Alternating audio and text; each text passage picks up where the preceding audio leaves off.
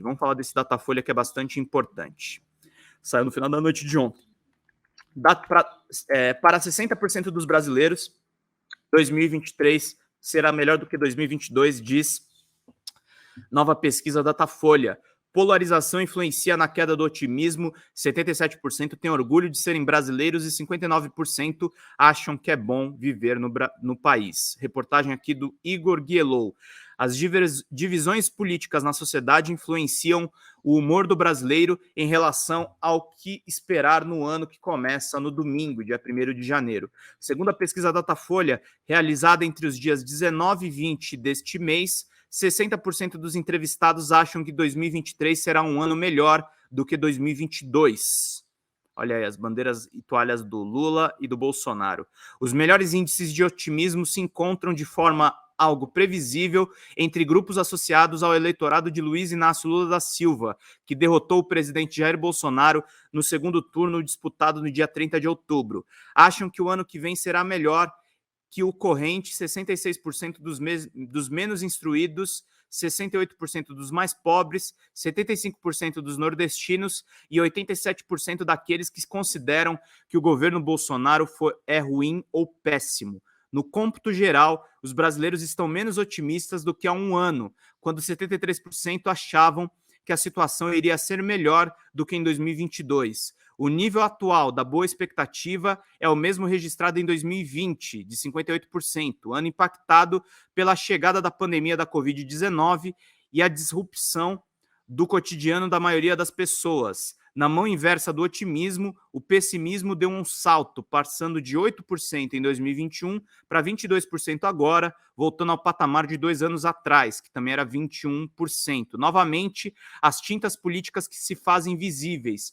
Acham que 2023 será pior do que 2022, 44% dos mais ricos, eleitorado que mais apoiou o presidente na campanha, e 45% dos eleitores que aprovam o governo Bolsonaro. A proporção daqueles que consideram que o ano seguinte será igual ao atual se manteve estável, foi de 18% em 2020, 15% em 2021 e agora novamente 15%. A margem de erro da pesquisa é de 2 pontos percentuais para mais ou para menos. Quando questionado sobre a percepção pessoal sobre o ano que vem, os índices são semelhantes. Em 2020, 68% achavam que sua vida seria melhor no ano seguinte, número que subiu a 76% em 2021 e agora voltou a 66%. Na aferição de agora, 15% acham que tudo ficará como está e 16% que em 2023 será pior. No levantamento, o Datafolha quis saber como os brasileiros se sentem morando no país, uma questão que é feita desde março de 2000 pelo Instituto. A satisfação caiu de 72% em agosto de 2019, na mais recente rodada sobre o tema, para 59% agora. Consideram que o país que o Brasil é um país regular de se viver, 33%, enquanto 9% consideram ruim ou péssimo. Tem pouco brasileiro que considera ruim ou péssimo, né? Isso é meio surpreendente nesse Datafolha. Eu achava, honestamente, que era pior. Mas vamos seguindo. Cleusa Maria Braz Lacerda, bom dia, Pedro Zambarda, bom dia, querida. Márcia Aparecida Colete, bom dia a todos. Rosana Moia, de Palmas, Tocantins, olha só, nos acompanhando, abraços, querida. Caio Cabeça mandou, com essa lavagem cerebral feita pelo Bolsonaro, não haverá boa porcentagem de otimismo, até o nosso presidente mostrar a que veio, sem dúvida nenhuma. E aí vai acontecer aquilo, né, Caio? O Brasil vai ficar otimista, vai dizer que foi culpa de Deus e não do Lula, porque tem essa mídia canalha que justamente diz que tudo é culpa de Luiz Inácio Lula da Silva. Na série histórica, a maior índice de ótimo e bom no item foi em julho de 2005, quando o primeiro governo Lula colhia resultados econômicos favoráveis, embora estivesse em meio do turbilhão do seu primeiro grande escândalo de corrupção, o Mensalão. Já o momento de maior insatisfação do brasileiro foi registrado em abril de 2018, marcado pela agonia política do impopular governo golpista de Michel Temer do MDB, que a Folha de São Paulo apoiou.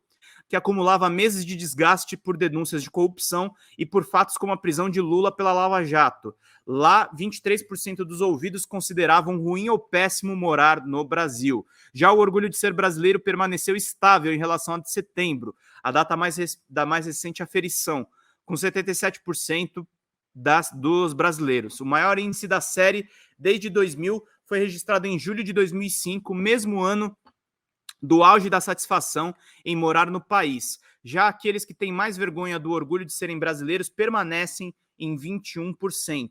Momento em que essa taxa esteve mais alta na série histórica ocorreu em julho de 2017, quando estava em plena erupção o caso Joesley Batista e o governo Temer vivia por um fio. Lá, 47% tinham mais vergonha do que orgulho, empate técnico com quem achava o contrário, 50%.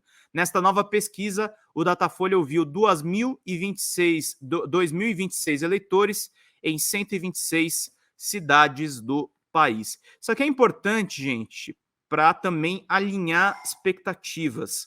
Como muita gente gosta do Brasil e tem esse carinho pelo país, ajustes econômicos tendem a ter muito sucesso. Por isso que eu falo, e não é uma comparação pejorativa, tá? A estratégia do Lula, ao colocar o Haddad no Ministério da Fazenda, é repetir por outras vias o que o Itamar Franco fez com o Fernando Henrique. Porque o principal beneficiado de uma boa política econômica é o ministro da Fazenda.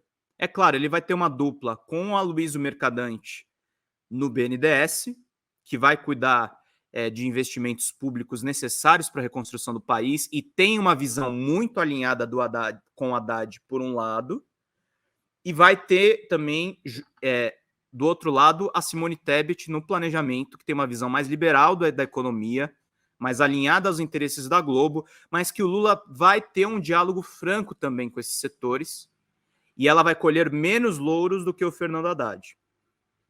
Então, se a economia for bem, primeiro, o governo Lula vai ter muito sucesso, porque a população tende a acreditar que vai ser melhor do que com Bolsonaro, porque com Bolsonaro voltamos ao mapa da fome, passamos a parcelar compras do botijão de gás e a gente passou a viver com muita dificuldade.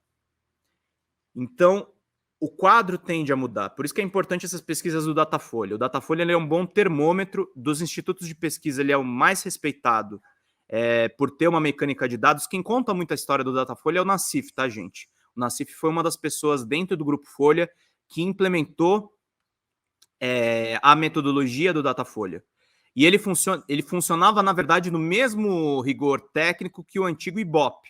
O IBOP agora virou o IPEC, e os outros institutos são muito menores. Você tem o Poder Data, que faz pesquisas por telefone, faz com uma razoável competência, mas a pesquisa presencial ela traz uma riqueza de dados muito maior do que o Poder Data faz, fazendo, sei lá, 1.000 ligações para telefones fixos ou celulares. Então, essa pesquisa é muito importante para identificar o humor. Na campanha eleitoral, ela foi muito preciosa para identificar o humor do eleitor. E onde que as pesquisas erraram, que muitas pessoas, inclusive, se manifestaram aqui na internet, os bolsonaristas usaram isso para tentar atacar também o pleito eleitoral. Elas erraram no percentual dos votos do Bolsonaro. Porque existiu o voto bolsonarista envergonhado. Então, por isso que a gente teve o Bolsonaro com 57 milhões de votos no segundo turno, com uma pouca diferença em relação ao Lula. Mas os institutos acertaram na popularidade do presidente Lula quando ele sai da prisão, quando os processos dele são anulados e quando ele se torna novamente inocente e apto para disputar as eleições presidenciais. Os institutos de pesquisa pegaram isso e colocaram corretamente a questão. Então é isso que está se traçando, gente. Com um Brasil mais otimista, medidas econômicas de ajuste e de investimento para geração de empregos, elas tendem a pegar melhor.